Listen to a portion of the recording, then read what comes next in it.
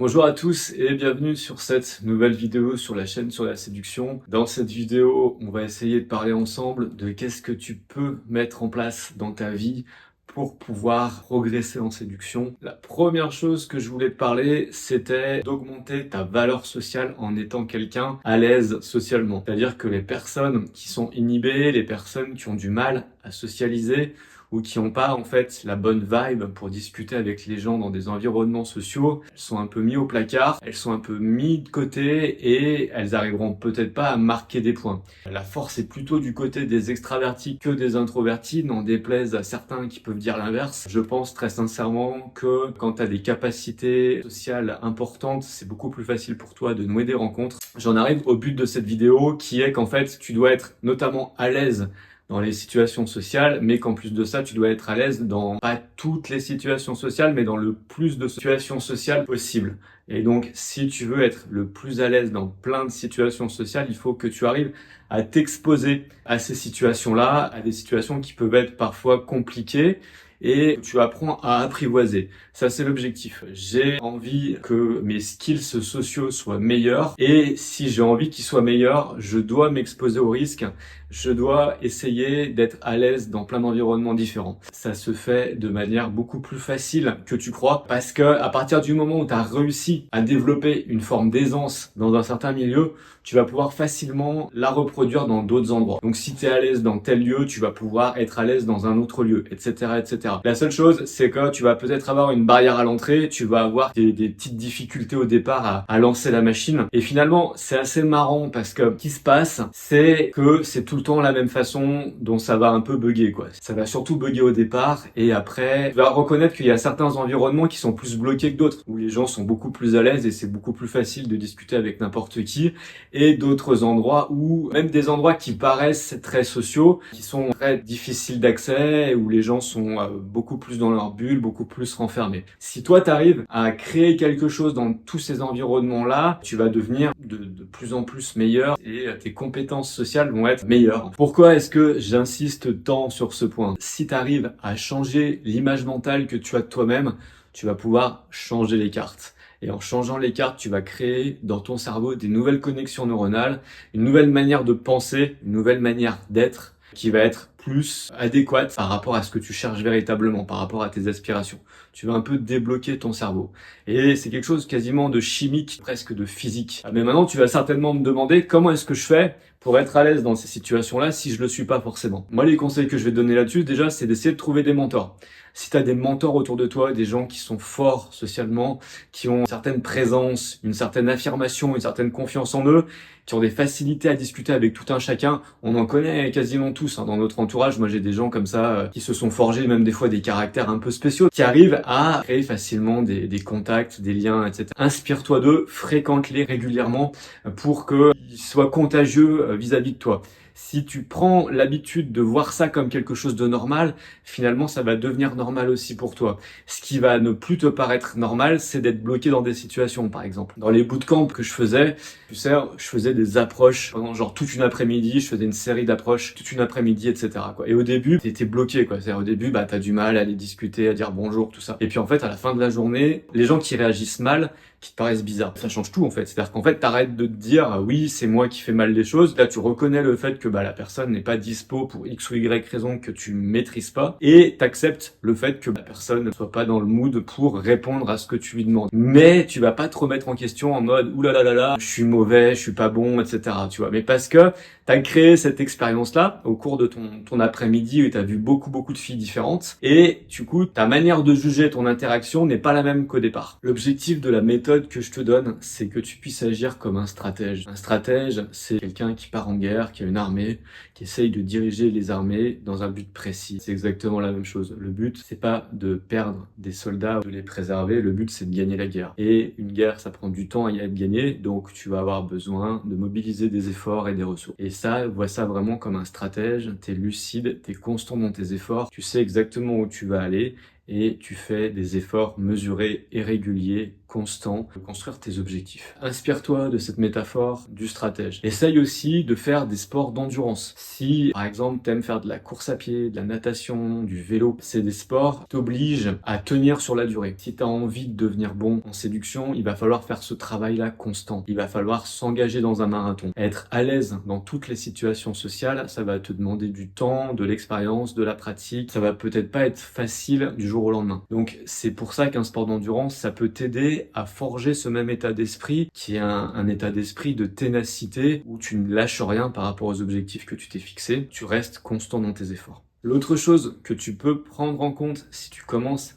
à te lancer dans cet entraînement-là, il va falloir aussi que tu changes tes croyances. C'est-à-dire arrêter de penser que les gens n'ont pas envie de rencontrer de nouvelles personnes. Quoi, ça arrive, certaines personnes restent enfermées dans leur propre bulle, c'est leur choix, c'est respectable, chacun fait ce qu'il veut, mais dans l'ensemble, il y a relativement peu de propension à ce que les gens n'aient pas envie de rencontrer des nouvelles personnes. Elles veulent rencontrer des nouvelles personnes qui ont de la valeur, qui peuvent leur apporter quelque chose. C'est à toi de leur apporter quelque chose. Si tu es capable d'apporter quelque chose, de pas être un boulet. Les gens sont intéressés, tout le monde est intéressé quelque part dans les relations, d'une manière directe ou indirecte. Il y a toujours un intérêt dans une relation et tout le monde a envie d'avoir des nouvelles relations quelque part. Si les gens n'entrent pas en contact avec toi facilement, c'est que tu ne leur proposes aucune chose intéressante. Et les choses intéressantes, ça peut être des choses qui sont très subtiles. Ça peut être tout simplement leur faire passer un bon moment. Parce qu'il y a plein de gens qui rêvent juste de pouvoir passer un bon moment, de discuter, d'avoir des bons échanges avec quelqu'un, que ce soit des échanges intéressants. Donne des échanges fun et positifs. Si tu arrives à donner des échanges fun et positifs, tu marques des points là où personne ne les marque. C'est super simple à faire, pour peu que tu en sois conscient. La majorité des personnes ne sont pas nécessairement très positives. On vit dans un monde de routine où les gens sont engourdis dans une forme de paresse mentale et ils ont du mal à sortir de leur propre routine. Tu vas pouvoir aussi créer ce qu'on appelle des biais de positivité. Le positif appelle le positif. Quand tu vas commencer à donner du positif, tu vas recevoir du positif. La loi de l'attraction. Mais tu vas aussi noter plus de choses positives que quand tu restes dans un état d'esprit négatif. Un état d'esprit positif, c'est quelque chose qui va te permettre d'atteindre les objectifs que tu t'es fixés en matière de séduction. Il suffit juste un tout petit peu d'être sensible à cette espèce d'enchantement du quotidien, c'est-à-dire trouver des petites choses qui font rire les gens sans pour autant que t'aies besoin d'aller chercher ta blague au fin fond de ta tête, quoi. Faut vraiment que les choses soient spontanées et il faut que tu dégages de la positivité, que tu dégages aussi de la constance, c'est important, que tu sois pas lunatique. Essaye au maximum d'avoir tout le temps la même tête avec les gens, c'est pas simple, hein. Des fois, ça va peut-être te demander d'être un peu hypocrite si t'es pas véritablement comme ça, mais ça te permet de marquer vraiment des points aussi en se disant, bon, bah, la personne est naturellement positive et elle essaie pas de jouer quelque chose, quoi. Ce qui va se passer, c'est que si tu commences à être plus positif, tu vas avoir des feedbacks sociaux positifs également. Quelqu'un de positif va pas avoir peur d'être mal reçu, par exemple. Donc, tu vas plus facilement aller au contact d'autres personnes et tu vas recevoir plus de feedback positifs. Ce qui se passe, c'est que tu vas avoir de plus en plus confiance en toi. Tu vas recevoir des feedbacks positifs des interactions que tu fais et ça va agir positivement sur ta confiance en toi. Ce que je viens de t'expliquer sur les différents lieux sociaux et comment être à l'aise avec les différents lieux sociaux, c'est les personnes qui ont confiance en elles, qui sont bonnes dans ces environnements-là. Quelqu'un qui n'a pas confiance en lui va éviter ce type de situation et va rester dans un espèce de cercle vicieux, pour le coup, qui fait qu'il aura de moins en moins confiance en lui, parce que moins t'entraînes tes skills, moins ils sont bons. C'est un peu comme plein de choses dans la vie, quand tu t'entraînes pas suffisamment, tu perds des compétences. Et donc, ce qui est lié à ça, c'est de travailler sur ta confiance en toi. Donc tu vois, tous les thèmes sont un peu imbriqués les uns avec les autres finalement. La confiance en soi, la positivité, dépasser sa zone de confort, essayer d'amener du positif aux gens. Mais si tu arrives à faire bouger au moins un ou deux éléments, ça va avoir des impacts sur les autres. Donc c'est ça qu'il faut retenir, c'est qu'en fait, chaque petit effort que tu fais peut être un grand pas en avant pour toi. Donc je sais pas si tu te rappelles, mais en fait, je t'avais parlé de quelque chose d'important, c'était d'avoir ce lieu de sociabilité primaire qui te permet d'être véritablement à l'aise et d'avoir de la positivité. Et grâce à ce premier lieu primaire, tu vas pouvoir répliquer les mêmes interactions sociales dans d'autres lieux pour essayer d'être également à l'aise de la même manière. Ce que j'ai envie de te dire en plus de ça, c'est de continuer de fréquenter ce lieu primaire-là et d'être toujours en contact de ces personnes positives. Quand tu connais des personnes qui sont très positives ou très social, essaye de rester en contact avec de manière régulière. Ça peut être une fois par semaine, ça peut être une fois par jour, si tu y arrives, de garder ce contact-là. Certainement, t'es pas une personne complètement extravertie. Si tu regardes mes vidéos, peut-être que tu as des difficultés pour faire des rencontres, pour discuter avec d'autres personnes. Et c'est pas grave en fait, hein, parce qu'il y a plein de monde qui est comme ça. Moi, je suis un mix entre un introverti et un extraverti. Je suis un ancien introverti et je le suis toujours pour plein de choses.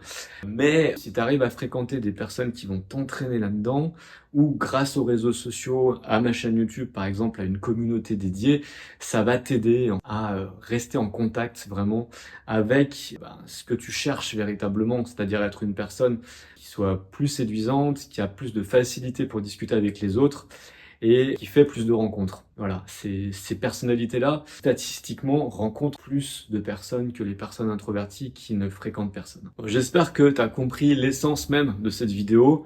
L'objectif, c'est pas d'opposer les choses, mais c'est de se rendre compte que tout est entremêlé. L'intérieur mêle à l'extérieur mêle à l'intérieur. Arriver justement à cette espèce d'alchimie dans ta vie quotidienne, dans ta pratique régulière, de pouvoir faire différentes choses qui te permettent d'avancer. Ça peut être des exercices pour toi-même, ça peut être de t'exposer dans des situations sociales pour te mettre en danger. Si tu te mets en danger, que tu prends des risques, tu vas devenir invincible.